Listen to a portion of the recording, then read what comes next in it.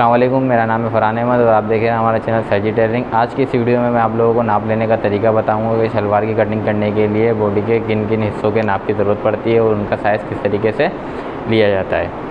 तो चलिए शुरू करते हैं। सबसे पहले मैं आप लोगों को बताऊँ कि टेलरिंग के काम में नाप को एक बुनियादी और ख़ास अहमियत हासिल है।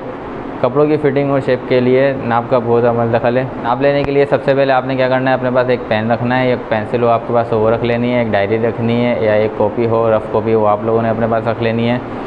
अगर आप पहले से सिले हुए कपड़े का साइज़ ले रहे हैं तो आपने क्या करना है कि उस कपड़े को पहले अच्छी तरीके से इस्त्री कर लेना है। टेबल पे बिछा के आप उसको पहले इस्त्री करेंगे। इस्त्री करने के बाद उसको आप लोगों ने साइज़ लेना है। अगर आप सिले हुए कपड़े का साइज़ ले रहे हैं तो सिले हुए कपड़े का साइज़ लेने के लिए आपने उसको टेबल पे अच्छे तरीके से बिछाना है। बिछाने के बाद आपने उसका साइज़ लेना है। अब उसका साइज़ लेते टाइम अगर आप सिले हुए कपड़े का साइज़ ले रहे हैं तो आपने उस कपड़े को ऐसे हवा में उठाकर नहीं रखना, उसको टेबल पे अच्छे तरीके से बिछाना है। उसको टेबल पे अच्छे तरीके से बिछाने के बाद आपने उसका साइज़ लेना है ना। साइज़ लेते टाइम आपने उस कपड़े को ज़्यादा खींचना नहीं है, ना ज़्यादा लूज़ छोड़ना है। नॉर्मल तरीके से आपने उसका साइज़ लेना है। और अगर आप किसी शख्स का साइज़ ले रहे हैं, किसी क्लाइंट कस्टमर वगैरह का साइज़ ले रहे हैं तो आपने उस क्लाइंट को अपने सामने और सीधे हाथ पे खड़ा करना है। उसके बाद आपने उसका साइज़ लेना है। नाप लेते टाइम हमेशा ऊपर से साइज़ लेना शुरू करते हैं, ऊपर से साइज़ लेते हुए आते हैं, नीचे तक जाते हैं और हाथ के हाथ उसको नोट करते जाते हैं। साइज़ लेते टाइम जब हम इंची टेप को बॉडी के चारों तरफ घुमाते हैं, इर्द गिर्द घुमाते हैं, तो हमने क्या करना है कि इंची टेप को ज़्यादा ना लूज़ रखना है ना ज़्यादा टाइट रखना है, बिल्कुल नॉर्मल रखना है इंची टेप को। नाप लेने के बाद जब हम उस नाप को नोट कर लेते हैं तो जब उसकी हम मार्किंग करते हैं, ड्राफ्टिंग करते हैं, तो हम उस नाप के अंदर कुछ फार्मूलाज ऐड करते हैं। उस फार्मूले को ऐड करने के बाद उसकी हम ड्राफ्टिंग करते हैं। तो चलें शुरू करते हैं। सबसे पहले मैं आप लोगों को शलवार का साइज़ लेने का तरीका बताता हूँ कि शलवार का साइज़ लेने के लिए जिस्म के किन हिस्सों के नाप की ज़रूरत पड़ती है।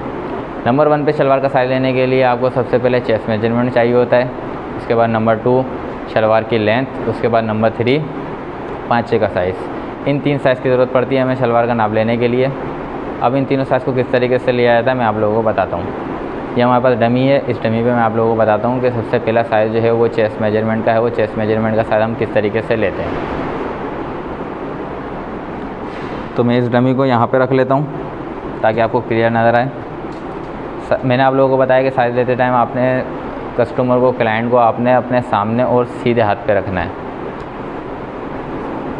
चेस्ट मेजरमेंट लेने के लिए आपने मेजरिंग टेप को उल्टे हाथ पे रखना है। उल्टे हाथ पे रखने के बाद आपने इसको उल्टे हाथ से अपने क्लाइंट के चेस्ट पे घुमाना है और उसको घुमाते टाइम चेस्ट की जो उभरी हुई साइड है आपने इस मेजरिंग टेप को उस पर रखना है। इस मेजरिंग टेप को आपने इस तरीके से रखना है कि ये बिल्कुल इजीली मूव कर सके, आसानी से घूम सके। ठीक है, तो इनका जो चेस्ट है वो इसका साइज़ आ रहा है हमारे पास 38 इंच। ठीक है, इसके बाद लंबाई का साइज़ लेते हैं। शलवार की लंबाई का साइज़ लेने के लिए कमर की जो हड्डी है वहाँ पे मेजरिंग टेप को रख के बिल्कुल नीचे ज़मीन तक, जहाँ पे उसका पाँव ज़मीन से मिल रहा है वहाँ तक इंची टेप को रखेंगे और उसका शलवार की लंबाई का साइज़ ले लेंगे। इसके बाद तीसरा जो साइज़ होता है वो होता है शलवार के पाँचे का साइज़। शलवार के पाँचे की विड्थ, शलवार के पाँचे की चौड़ाई। उसका साइज़ लेने के लिए आपने क्लाइंट के पाँव में इंची टेप को इस तरीके से घुमाना है। घुमाने के बाद आपने क्लाइंट से पूछना है, कस्टमर से पूछना है कि आपने पाँचा कितना लूज़ पहनना है। ठीक है, अगर वो आपको कहता है कि थोड़ा टाइट करना है, थोड़ा फिट पहनना है, कुछ लोग होते हैं वो छोटा पाँचा पहनते हैं, कुछ लोग होते हैं बड़ा पाँचा पहनते हैं। जो छोटा पाँचा पहनता है तो आपने उसको ऐसे छोटा करके दिखाना है कि इतना साइज़ सही है या इतना साइज़ सही है। ठीक है, इस तरीके से शलवार के 3 साइज़ लिए जाते हैं। सबसे पहला साइज़ शलवार के चेस्ट, दूसरा शलवार की लंबाई, तीसरा पाँचे की चौड़ाई। अब ये तो हो गया क्लाइंट का, कस्टमर का साइज़ लेने का तरीका। अब मैं आप लोगों को बताता हूँ कि शलवार जो स्टिच हुई है उससे साइज़ किस तरीके से लिया जाता है। उसका साइज़ लेने के लिए आपने जाहिर सी बात है चेस्ट मेजरमेंट तो आपने लाजमी ही लेना है।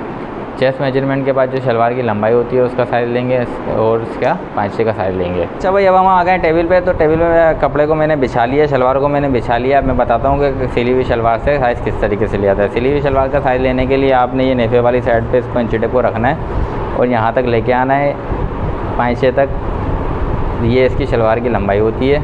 ठीक है, इसके बाद शलवार का पाँचा लेने के लिए आपने इसको पाँचे को इस तरीके से रखना है और यहाँ से लेके यहाँ तक इसका साइज़ लेना है। ये 8.5 इंच आ रहा है तो इसको राउंड देखेंगे तो हम ये आएगा 17 इंच इसका पाँचा है।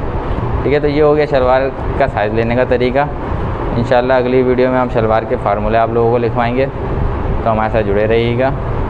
मिलते हैं अगली वीडियो में। अस्सलाम वालेकुम व रहमतुल्लाह।